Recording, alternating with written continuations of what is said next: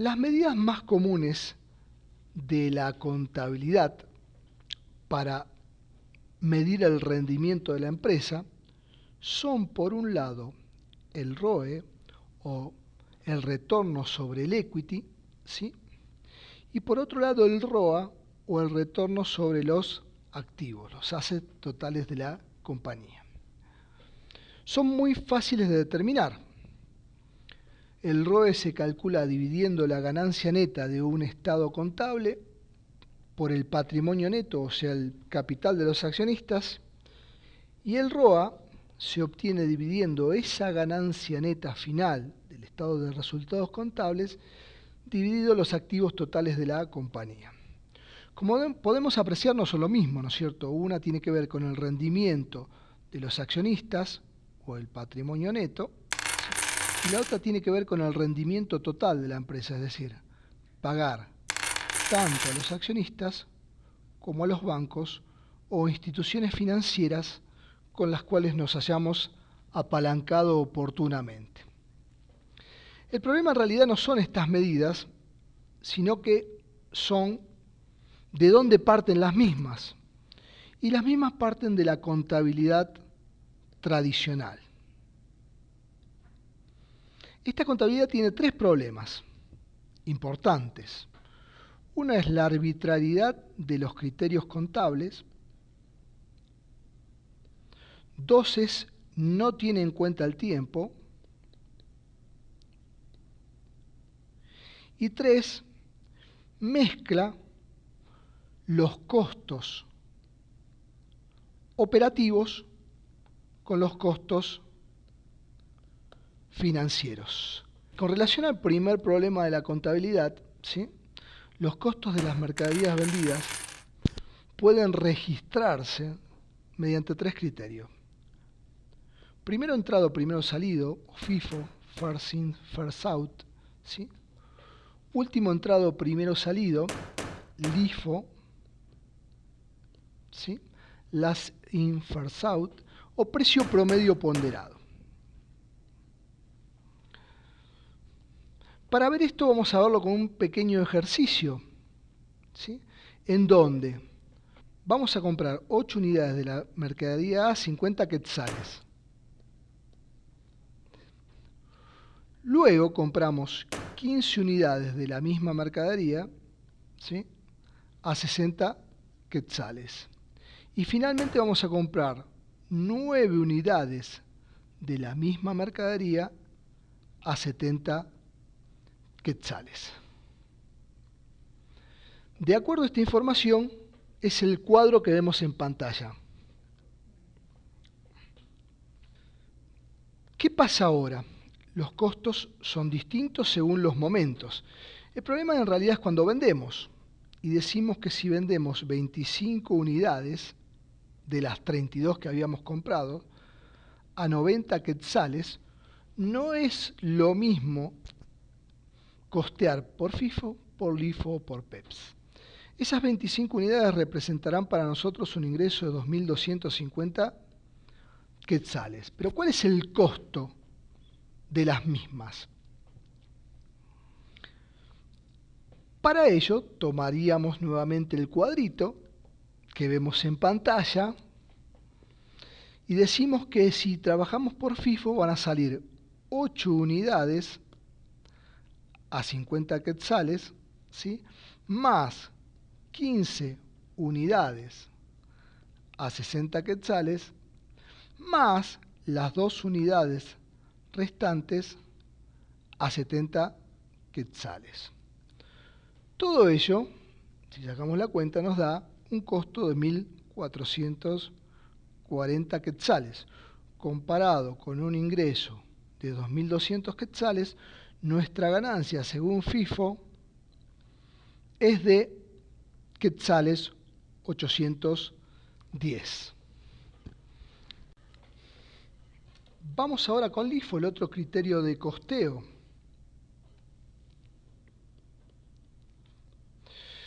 Si vamos al cuadrito nuevamente, para obtener las 25 unidades, decimos que vamos a tomar 9 unidades a 70 quetzales 15 unidades a 60 quetzales, ¿sí? Y la unidad restante a 50 quetzales.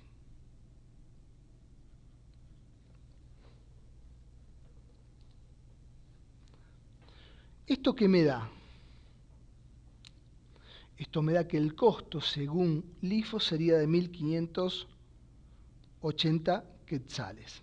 Si lo comparamos contra los 2.250 quetzales de venta, ¿sí? Esto me daría una diferencia de 670 quetzales. Volvemos al cuadro y vemos que, según PEPS, el costo es de 60,31 quetzales por unidad, ¿sí? Lo cual me indica que, multiplicado ello por las 25 unidades por quetzales 60,31, eso me da 1.507,75. Si lo comparo contra los 2.250 quetzales, eso me va a dar 742,25 quetzales de utilidad. Por último, podemos comparar las tres utilidades de los tres criterios de costeo utilizados. Según FIFO, la ganancia es de 810 quetzales. Según LIFO, es de 670 quetzales. Y según precio promedio ponderado, es de 742,25 quetzales. Si ustedes recuerdan las fórmulas del ROE o del ROA, esto significa que si esta fuera mi única operación, tendría tres ganancias diferentes, los cuales me darían tres resultados diferentes de acuerdo a medir el rendimiento del patrimonio neto y tres resultados distintos de acuerdo a medir los activos totales. No solo ello, como vendí 25 de las 32 unidades, ¿recuerdan el cuadro?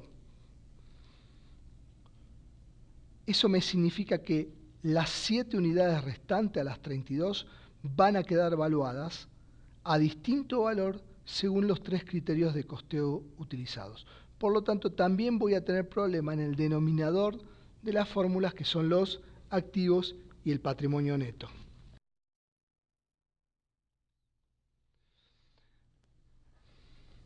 Podemos mencionar también otros criterios que tengan que ver con la arbitrariedad, por ejemplo, el criterio de las amortizaciones o depreciaciones de los activos fijos.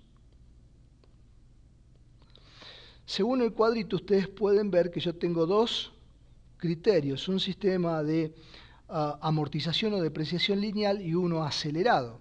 Si uno va viendo en dicho cuadrito, en algunos periodos el sistema lineal arrojaría una ganancia mayor que el acelerado y viceversa, el sistema acelerado en otros periodos, por ejemplo, desde el periodo 6 en adelante, el sistema acelerado me estaría arrojando una ganancia mayor.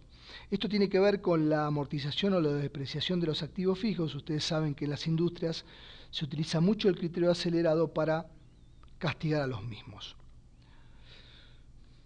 Otros criterios más podrían ser los gastos de investigación y desarrollo e inclusive la compra de una empresa en marcha, los cuales podemos utilizar distintas formas de contabilizarlo, castigando el periodo en cuestión o utilizando algún tipo de amortización o depreciación que lo castigue en el transcurso de los años venideros. Habíamos hablado de tres problemas de la contabilidad. El otro tiene que ver con relación al tiempo. Vemos en este cuadrito que tenemos dos empresas, las empresas X e Y, ¿sí? Según este cuadro, la ganancia neta de las mismas es exactamente igual. El problema es que en realidad una invierte a una tasa distinta a la otra, es decir, una tiene una tasa de inversión constante y la otra tiene una tasa de inversión diferente, es decir, invierte 600 quetzales en el año 1 y 600 quetzales en el año 4, mientras que la primera invierte 200 quetzales todos los años. Incluso también podemos analizar dentro de este cuadro lo que son las cuentas por cobrar, es decir, no todas las ventas pueden estar cobradas. Si parte de las mismas están cobradas en periodos distintos, esto puede ser que el flujo de caja de la empresa X tienda a ser distinto al flujo de caja de la empresa Y.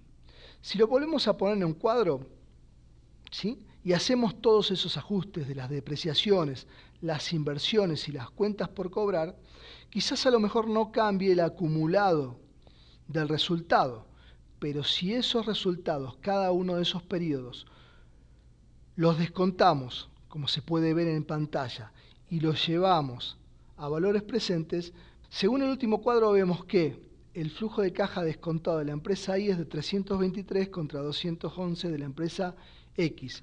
Esto se da como consecuencia de ¿qué?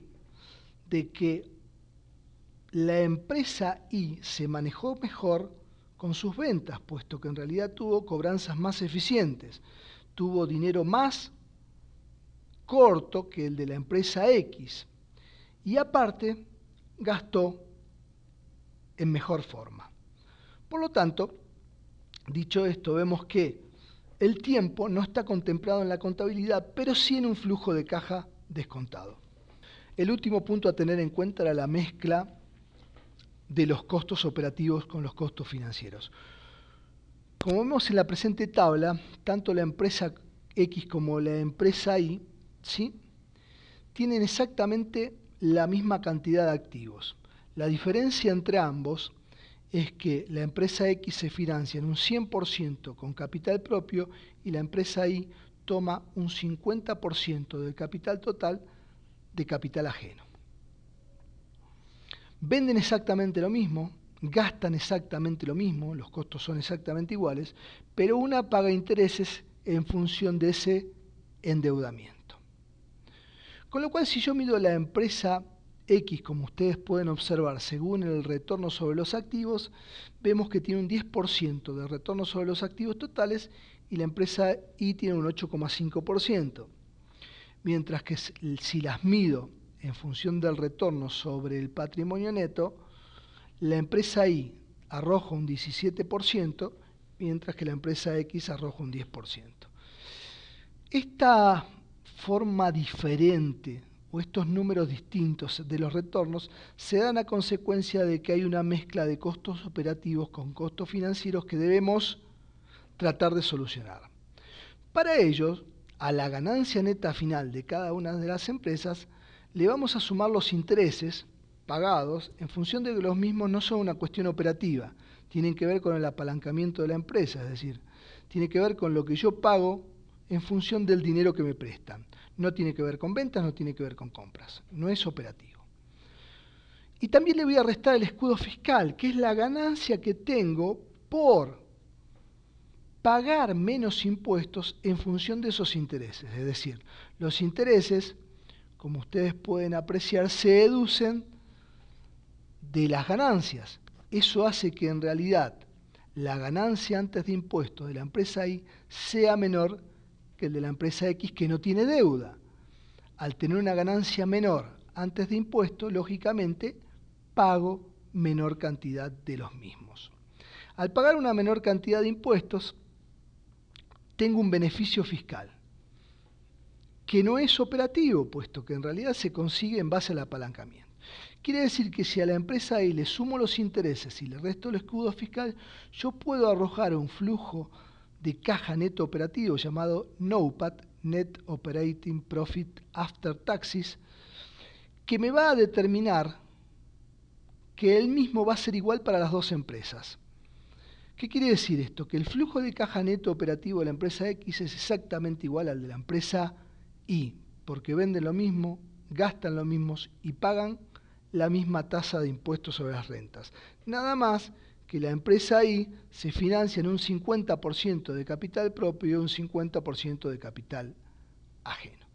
Teniendo el NOPAT, yo puedo determinar cuánto es el resultado así ahora del retorno del capital, haciendo ese flujo de caja neto operativo dividido los activos totales.